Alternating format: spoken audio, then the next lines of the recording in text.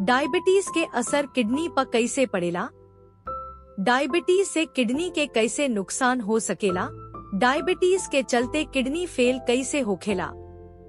Diabetes शरीर के कोशिका में ब्लड शुगर के मात्रा ज्यादा होखला के चलते होखेला, जवन की किडनी के खून के नली के भीतर जाम हो जाला, जवना से किडनी के एगो हिस्सा नेफ्रॉन में गुजर जाए में कमी आवेला, जवन की खून के छानेला।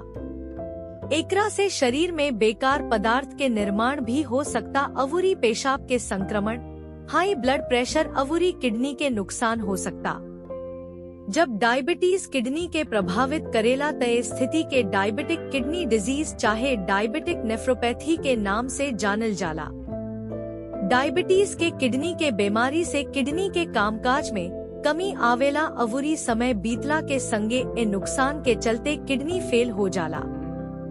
डायबिटीज से आपके किडनी के नुकसान होखे के संकेत में शामिल बा हाई ब्लड प्रेशर, गोड़ आ हाथ में सूजन, उलझन आ परेशान सोच, भूख के कमी, मतली आ उल्टी, खुजली आ थकाहट।